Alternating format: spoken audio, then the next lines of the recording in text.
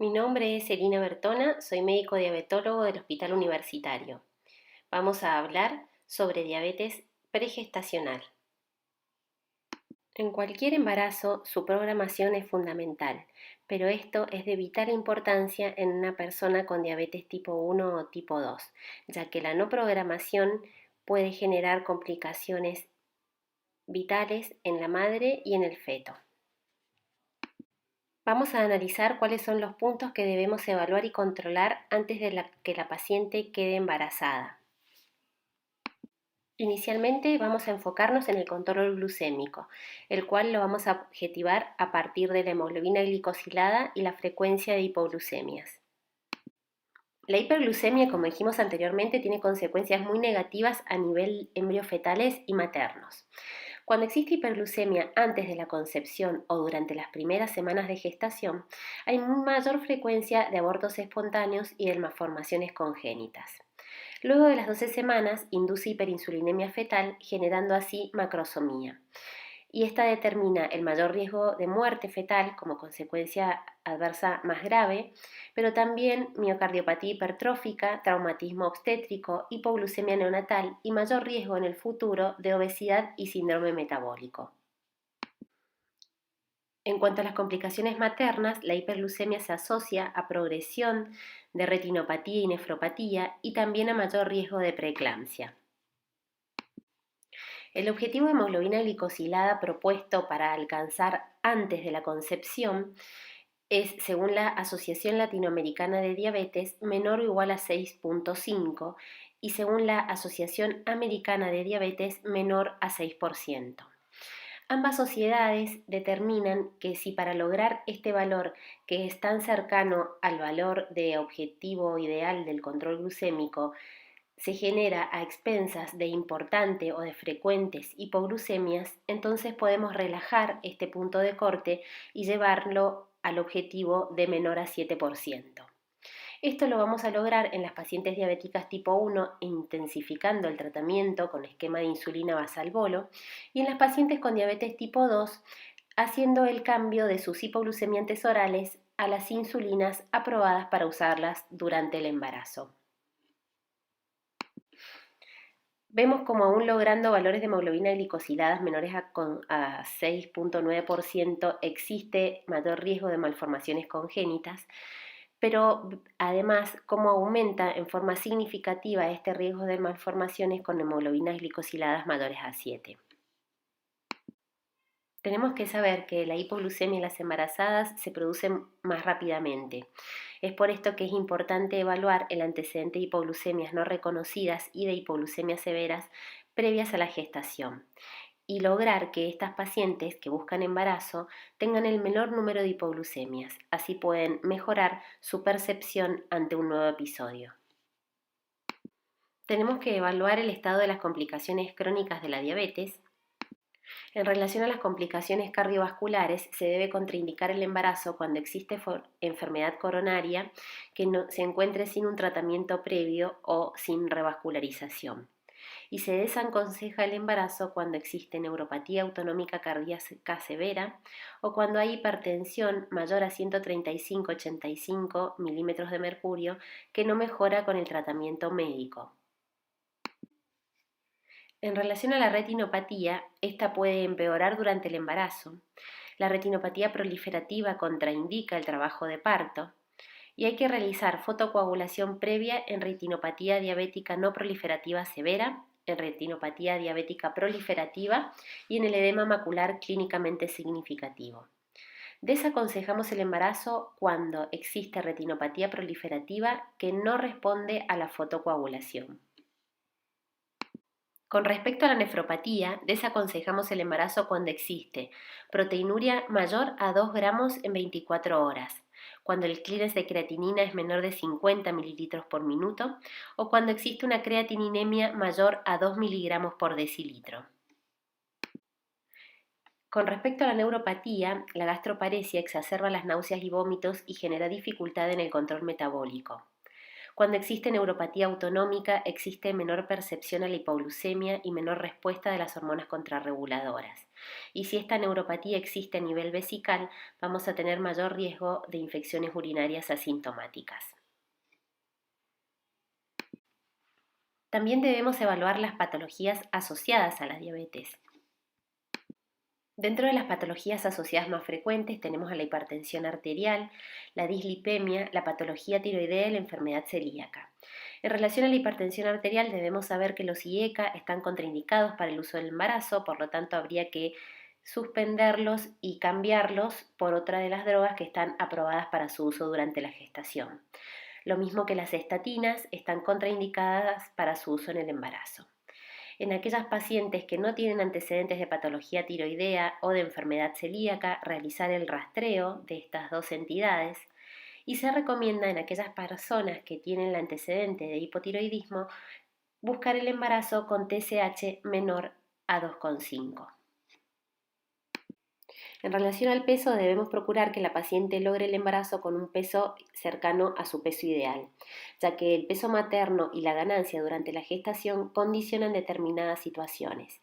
El sobrepeso o la obesidad determinan mayor riesgo de recién nacido grande para la edad gestacional y de hipertensión inducida por el embarazo. Por otro lado, el bajo peso de la madre previo al embarazo, por más que logre un ascenso adecuado durante la gestación, también va a dar mayor riesgo de bajo peso para la edad gestacional. En relación a los hábitos, por supuesto que es primordial el abandono del hábito tabáquico, no solo por la madre, sino también por el padre y todos los convivientes de esa embarazada. Evaluar el hábito vegetariano porque puede existir carencias de algún tipo de nutrientes y por supuesto indicar el ácido fólico desde antes de la concepción. En cuanto al control durante el embarazo, es fundamental la programación del ascenso de peso según el índice de masa corporal con el cual la paciente queda embarazada. Esto ya se establece desde la primera consulta. Este es el esquema de la distribución de los nutrientes en un plan nutricional estándar para el embarazo. Por supuesto que esto debe ser individualizado en relación al aumento de peso programado, a la actividad física de la paciente, al crecimiento fetal. Pero algo a remarcar es que el porcentaje de hidratos de carbono, que ronda el 50-55% del valor calórico total, debe ser distribuido a lo largo del día para evitar que pase periodos prolongados sin el consumo de hidratos de carbono y de esta manera favorecer a la cetosis. Por otro lado, fíjense que cualquier edulcorante de los que tenemos disponibles pueden ser utilizados en el embarazo. Siempre que sea posible es necesario indicar actividad física. 30 minutos por día de actividad física controlada que puede ser dividida en 3 veces de 10 minutos. Vamos a obtener beneficios maternos y beneficios fetales. Está contraindicada la actividad física si la paciente presenta disnea, contracciones uterinas dolorosas o sangrado vaginal. El tratamiento con insulina debe ser intensificado con esquema basal-bolo. Las insulinas aprobadas para el uso durante el embarazo son las insulinas humanas, la insulina regular o corriente y la insulina NPH, y dentro de los análogos está la insulina aspartica y la lispro como análogos de acción rápida y la insulina detemir como análogo de acción basal. La dosis diaria total de insulina ronda entre 0,7 a 1 unidad por kilo de peso, pero esto hay que individualizarlo a cada caso en particular. No es lo mismo una diabética tipo 1 delgada a una mujer con diabetes tipo 2 que puede tener sobrepeso u obesidad. De la dosis diaria total de insulina, el 50% aproximadamente se va a poner en forma de insulina basal y el otro 50% en forma de insulina de acción rápida o de acción prandial. La titulación de la insulina de acción basal la vamos a realizar con la glucemia determinada en la comida del momento siguiente a la aplicación de la dosis de insulina. Y vamos a titularla dependiendo del valor de esta glucemia. Si esta glucemia es menor a 60 miligramos por decilitro, vamos a disminuir 2 unidades la dosis. Si es entre 60 y 90, vamos a mantener la misma dosis y si es mayor de 90, vamos a aumentar 2 unidades la dosis de insulina.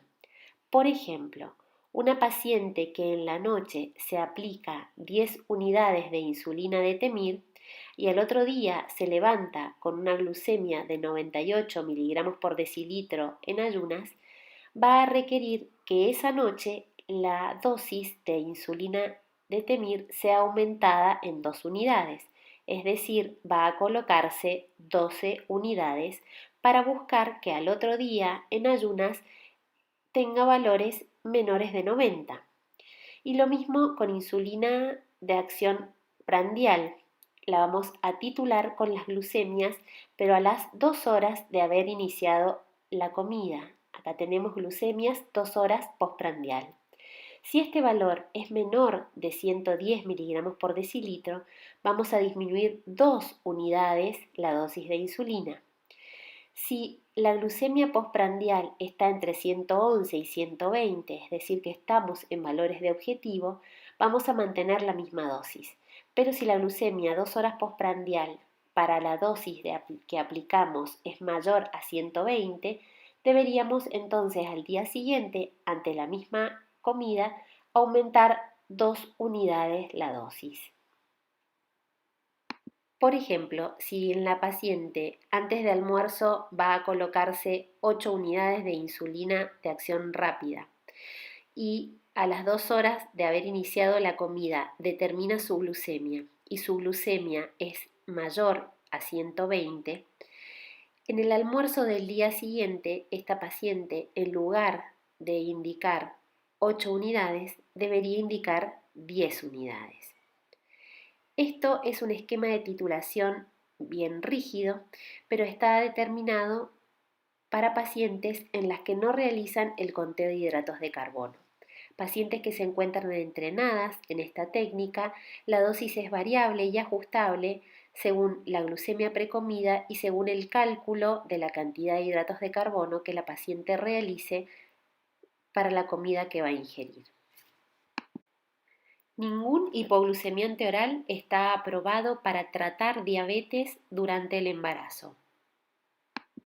Se recomienda realizar automonitoreo glucémico antes y después de cada una de las comidas principales y a la hora de ir a dormir. Puede indicarse el control entre las 2 y las 4 de la mañana si hay sospecha de hipoglucemia durante la madrugada. El monitoreo continuo de glucosa se determina principalmente necesario para pacientes con diabetes tipo 1 con hipoglucemias inadvertidas. La determinación de cetonas se recomienda cada vez que la paciente persista con glucemias mayores a 200 miligramos por decilitro o ante enfermedades intercurrentes. En esta tabla observamos los objetivos de control glucémico propuestos por las distintas sociedades. En la primera columna, la Asociación Americana de Diabetes y en la segunda, la Asociación Latinoamericana de Diabetes, en conjunto con la Sociedad Argentina de Diabetes.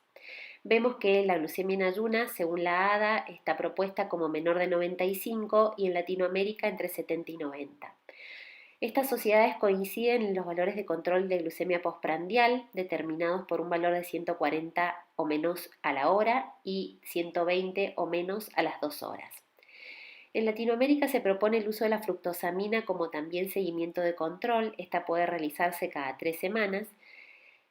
Y la hemoglobina glicosilada tiene valores sugeridos, menor a 6% por la ADA y menor a 7% por ALAD y SAD, pero no es un elemento que realmente nos sirva para evaluar situación de control metabólico y que determine una toma de conducta, debido a que es un valor que nosotros podemos determinar cada 2 o 3 meses y que en el embarazo está condicionado por distintos factores y uno de los principales es la anemia tan frecuente durante la gestación. El seguimiento por médico diabetólogo debe realizarse cada 15 días hasta la semana 32 y luego semanalmente. Vamos a evaluar el control glucémico, vamos a ver la ganancia de peso y relacionarla con la ganancia de peso esperado, vamos a determinar la presión arterial y en caso de ser necesario podemos utilizar alfa-metildopa, bloqueantes cálcicos o beta bloqueantes y algo muy importante es evaluar la presencia de edemas. Vamos a hacer también la evaluación y el seguimiento de las complicaciones crónicas. En relación a la retinopatía, si no existe antecedente de retinopatía, vamos a hacer el fondo de ojo trimestralmente. Mientras que si existe antecedente de retinopatía no proliferativa, vamos a reevaluar en 6 semanas. Y si no hubo un deterioro, ahí vamos a proponer el seguimiento cada 2 meses.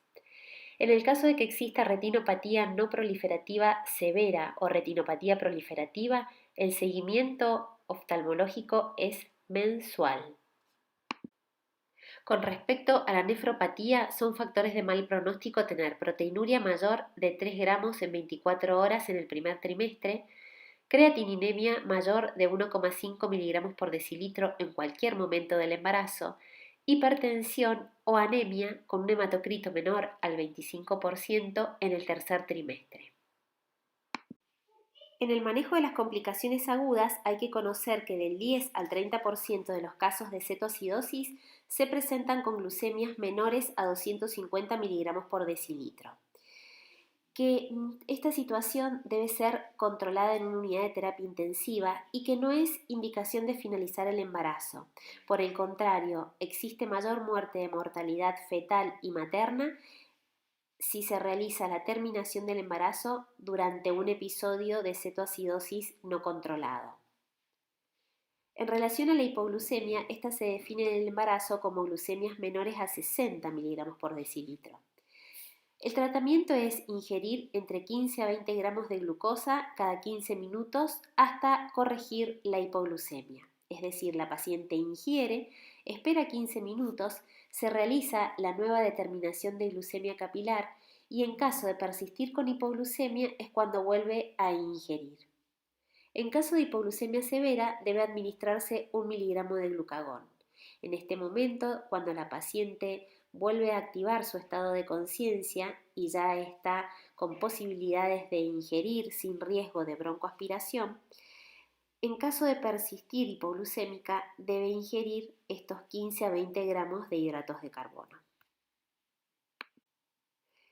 El obtener un control glucémico estricto durante el trabajo de parto o la internación para la realización de la cesárea es fundamental para evitar la hipoglucemia neonatal.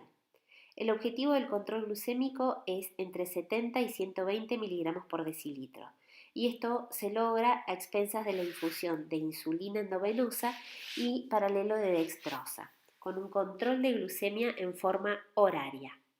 En caso de no disponerse de estos recursos, puede realizarse el goteo de dextrosa y la aplicación de insulina subcutánea con el control de glucemia cada 2 a 3 horas. Durante el puerperio, los requerimientos de insulina descienden marcadamente. Si la paciente no puede ingerir, se le indica un goteo de dextrosa al 5% y se va corrigiendo con insulina cada 4 horas. En el caso de que la paciente ya tenga ingesta, se va a ir aplicando en forma progresiva las dosis de insulina de acción lenta y los análogos de acción rápida en relación a las comidas. Generalmente luego de una semana de la finalización del embarazo, la paciente requiere una dosis de insulina semejante a la previa al inicio de la gestación. Y por último, y como cualquier embarazo, es importantísimo favorecer la lactancia materna. Les agradezco la atención.